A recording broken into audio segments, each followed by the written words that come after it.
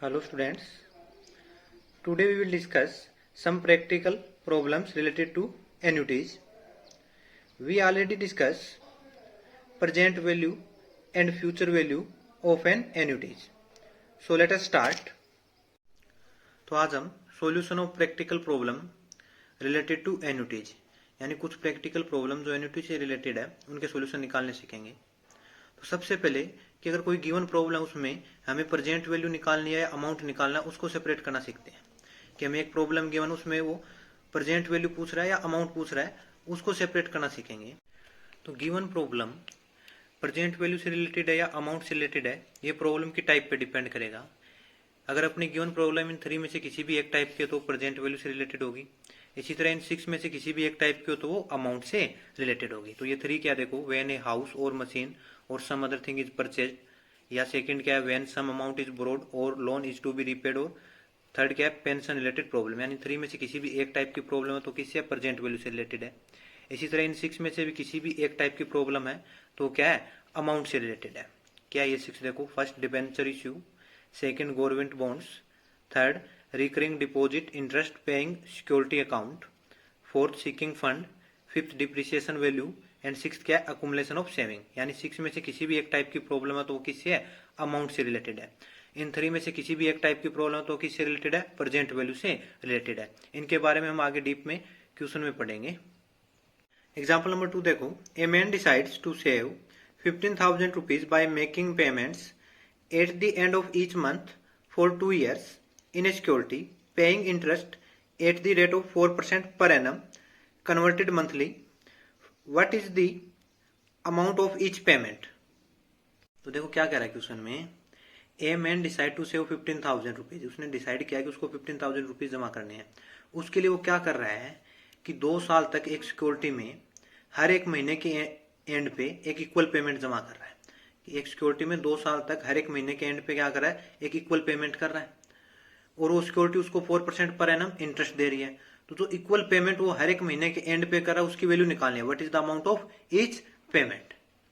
दोबारा देखो क्वेश्चन में क्या है कि उसने 2 ईयर्स में हर एक मंथ के एंड पे एक इक्वल पेमेंट किया। तो 2 ईयर्स में कितने मंथ हो जाएंगे 24 मंथ, यानी उसने कितनी पेमेंट किया है 24 पेमेंट की है।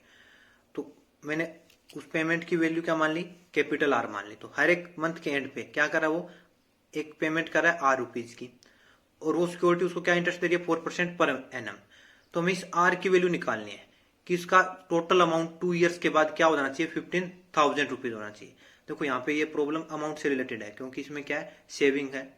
वैसे भी आप देख सकते हो कि हमें क्या करना है कि वो आर रुपए हर एक महीने के एंड पे क्या कर रहा है जमा कर रहा है, 2 ईयर्स तक जमा कर रहा है, और क्या इंटरेस्ट रेट है 4% पर एनम। तो हमें क्या निकालना है कि इस आर की वैल्यू के लिए 2 ईयर्स में वो अगर रुपए जमा करता है तो उसके टोटल सेव कितना होना चाहिए 15,000 रुपीज, यानी टोटल अमाउंट कितना बन जाना चाहिए उसका 15,000 रुपीज बन जाना चाहिए। तो देखो भी सोल्यूशन, हमें अमाउंट की वैल्यू कितनी गिवन है 15,000 रुपीज, तो एस की वैल्यू कितनी है 15,000 रुपीज, एन यानी टाइम कितना है 2 ईयर्स, इसको मैंने चेंज कर लिया 24 मंथ। देखो इसको मंथ में क्यों चेंज कर रहे हैं हम कि हमें जो पेमेंट बोल रखी है वो क्या कर रखा है eight the end of each month, यानी जो पेमेंट है वो आर रुपीज पर मंथ है। तो इसको कंपाउंडेड मंथली करना है तो हम हर एक वैल्यू किस में ले जाएंगे मंथ में ले जाएंगे। तो एन जो 2 ईयर्स था वो क्या हो गया 24 मंथ। इसी तरह रेट क्या है अपना 4% पर एनम, जो स्मॉल आर रेट है वो क्या है 4% पर एनम। तो इसको मंथ में चेंज करेंगे तो क्या हो जाएगा 4/12% पर मंथ। आई क्या होता है R/100, तो 4/12 डिवाइड बाई 100 करेंगे तो इसको सोल्व करेंगे तो क्या आ जाएगी आई की वैल्यू 0.003। तो हमें कैपिटल आर यानी इक्वल पेमेंट की वैल्यू निकालनी है। अब अपनी एन्युटी कौन सी यहाँ पे ऑर्डिनरी एन्युटी है, क्योंकि जो पेमेंट हो रही है वो eight the end of each month हो रही है। तो ऑर्डिनरी एन्युटी में क्या होती है कि जो पेमेंट होती है वो टाइम पीरियड के एंड पे होती है। ऑर्डिनरी एन्युटी में अमाउंट का फॉर्मूला क्या होता है भाई, एस किसके इक्वल होता है कैपिटल आर इंटू में ब्रैकेट में क्या चलेगा 1 + i की पावर n-1 डिवाइड बाई आई। इसमें एस की वैल्यू हमें गिवन है, आई की वैल्यू हमें गिवन है और एन की वैल्यू गिवन है। हमें क्या निकालना है कैपिटल आर निकालना है, तो ये सारी वैल्यू पुट करो। तो एस की वैल्यू कितनी है 15,000 रुपीज, आई की वैल्यू 0.03 और एन की वैल्यू कितनी है 24। तो ये सारी वैल्यू पुट कर दी तो ये आ जाएगा अपना। फिर आगे क्या गया इसका सम कर लिया तो क्या आ गया यहाँ पे 15,000 equal to capital R into में 1.003 की पावर 24 -1 डिवाइड बाई 0.003। फिर इसकी वैल्यू निकाल लेना, आपको मैंने बताई रखी है। इसको x मान के फिर लोग ऑपरेट करके इसकी वैल्यू निकाल लेना। तो तो इसकी वैल्यू आएगी 1.074। इसमें से 1 सब्ट्रैक्ट कर देना तो अपना ये आ जाएगा। इसके बाद क्या है, ये डिवाइड में तो इस साइड मल्टीप्लाई में और ये मल्टीप्लाई में तो इस साइड डिवाइड में, तो यहाँ से सोल्व करोगे तो आर की वैल्यू कितनी आ जाएगी 608 रुपीज एंड 10 पैसे। यानी जो हर एक मंथ के एंड में वो पेमेंट करा उसकी वैल्यू कितनी है 608 रुपीज एंड 10 पैसे। ओके, आगे देखो fourth example. A man borrows 6,000 rupees at 6% and promises to pay off the loan in 20 annual payments beginning at the end of the first year. What is the annual payment necessary? देखो क्या कह रहा है question में, a man borrows 6,000 rupees at 6%, यानी उसने 6,000 रुपए उधार लिए किस रेट पे 6% पे, एंड प्रोमिसेस टू पे of the loan in 20 annual payments beginning eight the end of the first year. और क्या वादा किया कि वो ये सारा जो लोन लिया उसने वो वापस कर देगा 20 एनुअल पेमेंट्स में। और पेमेंट कहां से स्टार्ट होगी, eight the end of the first year, यानी फर्स्ट ईयर के एंड से पहली पेमेंट स्टार्ट होगी। यानी जो उसने 6,000 रुपए उधार लिए किस रेट पे 6% पे, वो उसको वापस कर रहा है 20 एनुअल पेमेंट, यानी टोटल 20 इक्वल पेमेंट कर रहा है। और पेमेंट कहां से स्टार्ट हो रही है, eight the end of first year, यानी पहली पेमेंट फर्स्ट ईयर के एंड पे होगी, फिर दूसरी पेमेंट सेकंड ईयर के एंड पे होगी। तो हमें क्या निकालनी है, what is the annual payment necessary, यानी जो इक्वल पेमेंट कर रहा है उसकी वैल्यू निकाली, यानी कैपिटल आर निकालना है इसमें। देखो भाई उसने 6,000 रुपये उधार लिए, किस रेट पे लिए 6%, और फिर क्या कर रहा है कि वो सारे रुपए वापस कर रहा है 20 इक्वल पेमेंट कर रहा है। और पहली पेमेंट कहां से स्टार्ट हो रही है, eight the end of first year, यानी फर्स्ट ईयर एंड पे फर्स्ट पेमेंट हो रही है, फिर सेकंड ईयर के एंड पे सेकंड पेमेंट, फिर थर्ड ईयर के एंड पे थर्ड पेमेंट, और सारी इक्वल पेमेंट कितनी आर रुपीज की हो रही है। अब देखो ये क्या एक प्रेजेंट वैल्यू प्रॉब्लम है अपने, यहाँ पे ये कितने रुपए थे 6,000 रुपीज, फिर इस पे 6% इंटरेस्ट लग रहा है, तो 1 ईयर होने पे ये रुपए बढ़ गए यहाँ पे। फिर यहाँ से मैंने क्या किया, आर रुपए इसको वापस कर दिया, तो इसमें से आर सब्ट्रैक्ट हो जाएंगे, तो ऐसे साइकिल चलता रहेगा।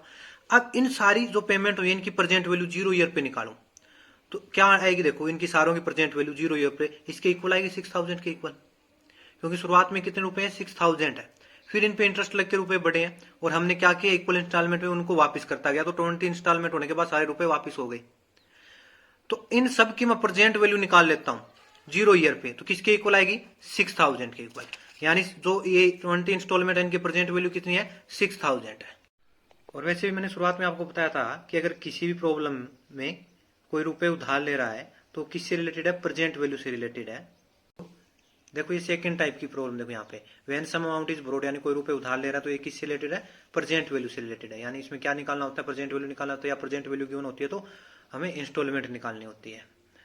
तो इसमें क्या गिवन, हमें प्रेजेंट वैल्यू गिवन है, हमें क्या निकालनी है इंस्टॉलमेंट। तो देखो इसका सोल्यूशन, देखो प्रेजेंट वैल्यू यानी पी की वैल्यू कितनी गिवन है हमें 6,000 रुपीज, फिर टाइम देखो कितना है 20 ईयर्स, क्योंकि देखो टोटल कितनी पेमेंट कर रहा है 20 एनुअल पेमेंट कर रहा है, तो एंड टाइम कितना हो जाएगा 20 ईयर्स। फिर रेट कितनी गिवन है स्मॉल आर यानी 6% पर एनम, तो आई क्या हो जाएगा आर बाई 100, तो 6/100 0.06, और हमें क्या निकालनी है कैपिटल आर, यानी इक्वल जो पेमेंट चल रही है उसकी वैल्यू निकालनी है हमें।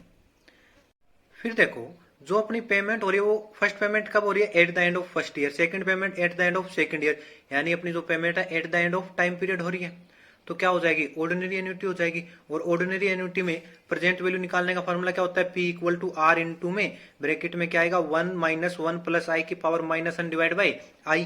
तो इसमें आई एन और पी की वैल्यू हमें पता है, पी की वैल्यू 6,000, आई की वैल्यू कितनी है 0.06 और एन कितना है 20, तो ये वैल्यू पुट कर लेते हैं। तो क्या हो जाएगा देखो 6,000 इक्वल टू आर इंटू में 1 -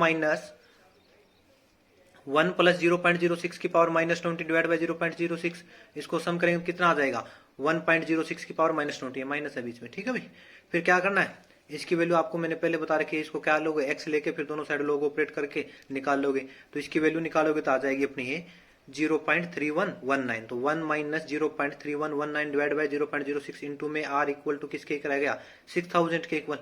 अब आगे देखो 1 में क्या कर लेंगे, सब्ट्रैक्ट कर देंगे, इसको सब्ट्रैक्ट करेंगे तो वैल्यू आ जाएगी अपनी 0.6881। फिर क्या करो ये आर के साथ इस साइड डिवाइड में तो इस साइड मल्टीप्लाई में, और ये मल्टीप्लाई में तो इस साइड डिवाइड, यहाँ से सोल्व करोगे तो आर की वैल्यू आ जाएगी 523 रुपीज एंड 18 पैसे, यानी जो वो एनुअली पेमेंट कर रहा है हर एक साल के एंड पे वो कितनी हो जाएगी 523 रुपीज एंड 18 पैसे। Okay thank you.